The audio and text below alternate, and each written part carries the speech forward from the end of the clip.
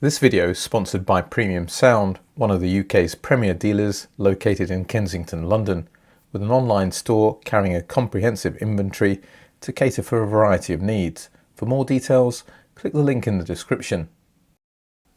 I've heard the Trilogy 925 integrated amplifier sound great in a couple of demos, but up until recently Trilogy Audio is a brand that I'd looked upon with admiring glances and ignored.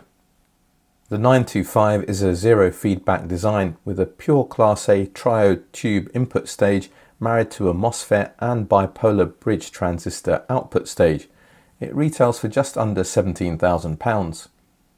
Even with trade discounts, that's more than I could afford, but Trilogy's brought a new entry-level product to market.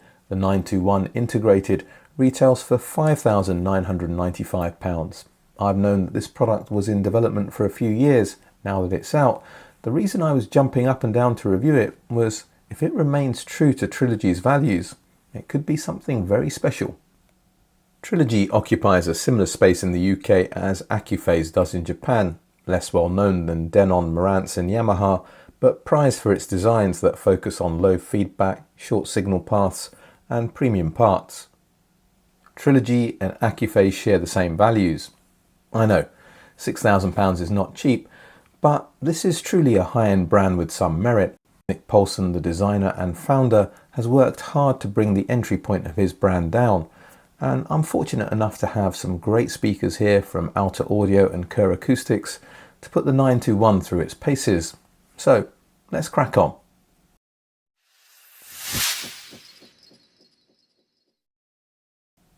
The 921 is a full rack width unit measuring 106mm high, that's 4¼ inches. It weighs 11 kilograms or 24 pounds.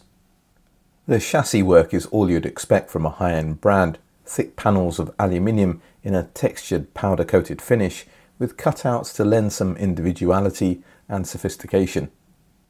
A button wakes the unit out of standby. It takes a while for it to warm up. I don't know why that is. There's no tubes inside this model. The chunky OLED display draws your attention and the volume dial is as smooth as silk. The other two buttons are to access and exit the menus. This is where you can select the input, alter the speaker balance and adjust display brightness. There's more to explore deeper in the menus, such as setting the time when the unit is in standby, personalizing the name of inputs and changing some of the default settings. Many of these functions are repeated on the supplied remote control.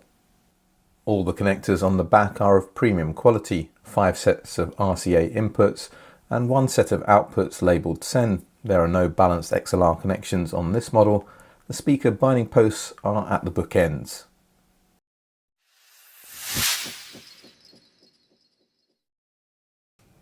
Let's take a tour of the internals of the Trilogy 921. Starting here in the corner with a small power supply that's used when this unit is in standby.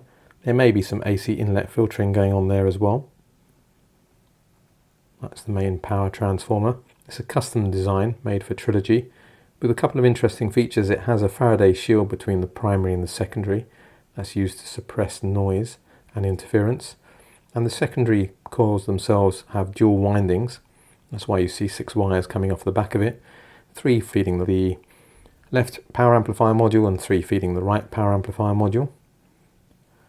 And I suppose this is one step away from being a dual mono design.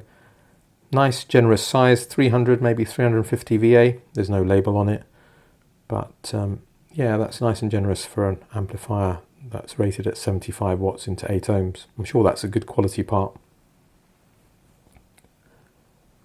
There's the display board. The OLEDs for the display are on the other side, and then the master control board is over here. A couple of ICs, one's got a label stuck on it saying Master 04. One of those ICs controls the display and functionality, and the other one monitors and controls the power amplifier section, certain parameters on it. There's the input board. You can see the bank of RCAs on the other side.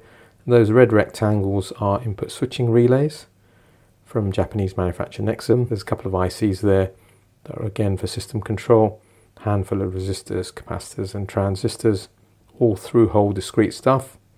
The volume control itself is done by this IC here. There's a bank of JFETs in there. And I spoke to designer Nick Paulson and said, why not go for potentiometer? He says that has problems with sound degradation. I said, well, why not a stepped attenuator with discrete resistors then? And he said in order to get resistors of sufficient quality, the cost of this would have gone up. So that was a compromise that had to be made in order to get this unit for a certain price. But he's very happy with the performance this particular IC with the bank of JFETs provides, having used it in the past. There's the power amplifier module, one of them. There's an identical one on the other side. And you'll see 4 filter caps. Again, they're custom caps made for Trilogy. Each one's rated at 10,000 microfarads, so that's 40,000 microfarads per side, 80,000 in total. Nice and generous again for a 75 watt amplifier. The rectification is also done here. See a little heatsink sticking up from the board. So that's to convert AC to DC. And deliberately the power supply, filtration and rectification is kept as close to the power amplifier module as possible to provide a low impedance feed, so the power amplifier gets current almost immediately when it demands it. The output devices are mounted to rather thick side panels, and they're from Toshiba. They've been chosen again for the way they sound. And if I'm not mistaken, my exposure pre-monoblocks, well, the monoblocks, not the preamplifier, also use Toshiba output devices, and they don't sound half bad either. So the other thing to note is that there's no gain on the input stage. All the gain is done in the power amplifier stage. Normally the input stage would have maybe 10, 12, even 15 dB of gain. All the gain is done in the power amplifier stage, again in the pursuit of keeping things simple and signal paths short. And there's very little feedback. There's only 10 dB of feedback, shunt feedback, which is slightly different from normal negative feedback, but let's not get into that. And the only way you can get away with that is if you have a circuit design that's fairly linear with good bandwidth to start with. Normally feedback is applied, and quite often you'll see 30 dB of feedback applied to a transistor amplifier in order to improve bandwidth, lower noise, improve linearity. They could get away with doing less because of the design of this circuit, which is very fundamental to Trilogy's philosophy of keeping signal paths short and using as little feedback as possible. Some of their more expensive designs have no feedback at all. So there we have it. Yeah, interesting design.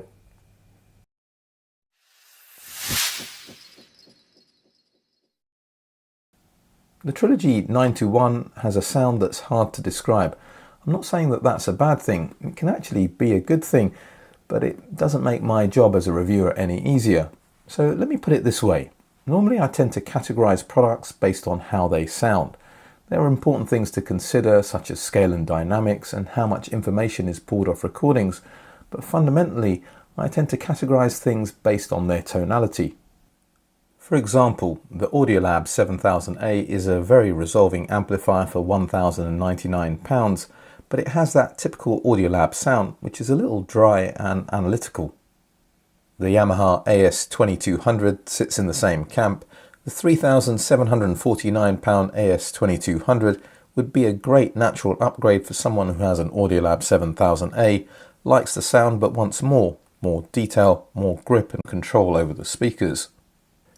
Even the Accuphase E280 at £4,999 with its wonderful spatial presentation and layered soundstage still has a little bit of leanness to the mid-range, so just falls on the same side of the spectrum.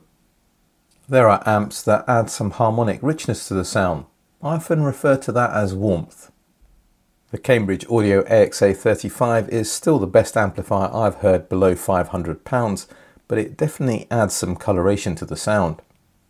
The Music Fidelity A1 at £1,499 would be a fabulous upgrade for someone who has an AXA35 who wants to retain the smoothness to its sound but up fidelity across the board. It will be no surprise to people who follow this channel that Exposure is one of my favourite brands. Whilst the excellent 2510 has a beautifully detailed and nuanced sounding mid-range, I have to admit that it adds a bit of warmth. Amplifiers that add nothing to the sound are very rare, and that's the case with the Trilogy 921. Just get the impression that it's doing an honest and faithful job of presenting what's on the recording, and it does this whilst delivering exceptional levels of detail. My Hagel H190 is also a rare beast in that it doesn't try to influence the sound in one direction or another, but the Trilogy 921 is at another level in its ability to pull information from recordings. When you have something that times and resolves so beautifully, the most obvious area where it shows up is in soundstage and imaging. The 921 has one of the most precisely layered sound stages of any amplifier that I reviewed. The only other integrated amplifier that I recall that can match it in this regard is the Accuphase E280, but the E280 is a little bit lean in the mid-range and doesn't have as good bass control. The Trilogy 921 keeps a grip on low frequencies just as well as my Hagel H190, and let's face it, bass control is a Hagel thing, but just like the H190, the 921 tends to play things a little bit safe. I just wish that sometimes it'd get hold of a rhythm and go for it, rather than keep things in check all the time. The sound of the Trilogy 921 is very reminiscent of the NVA P50 SA preamp and M600 monoblocks that won my Amplifier of the Year in 2023 in the above £3,000 category. The NVAs are an absolute bargain. What do they cost? I think it's just under £4,000 for the set these days. I suspect the NVAs retrieve just a little bit more detail, but I need to do a side-by-side comparison to be absolutely sure. What I can tell you is that the NVAs can be a little bit fussy when it comes to speaker pairings. The Trilogy 921 is not.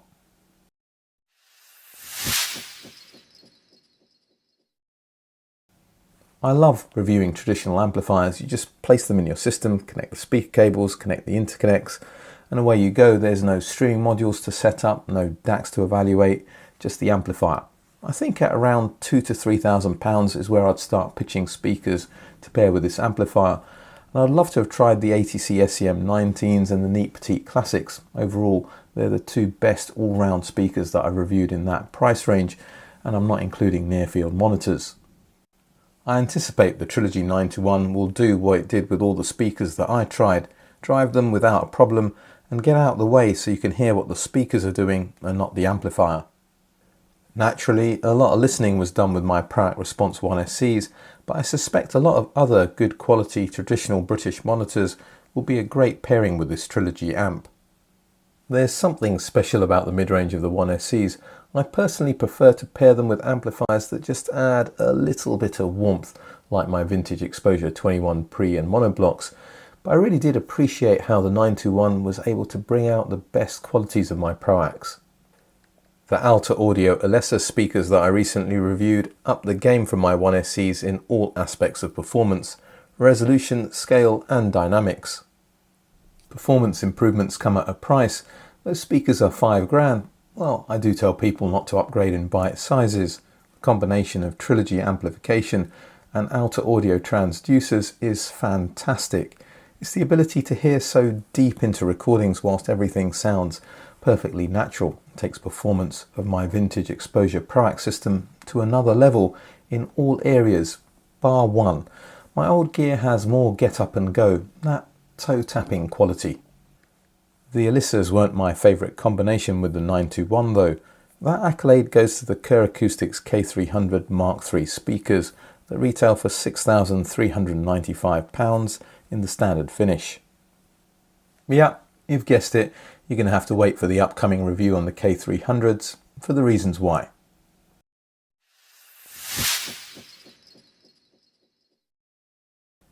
Everything about the Trilogy 921 reassures you that you're buying into a quality product.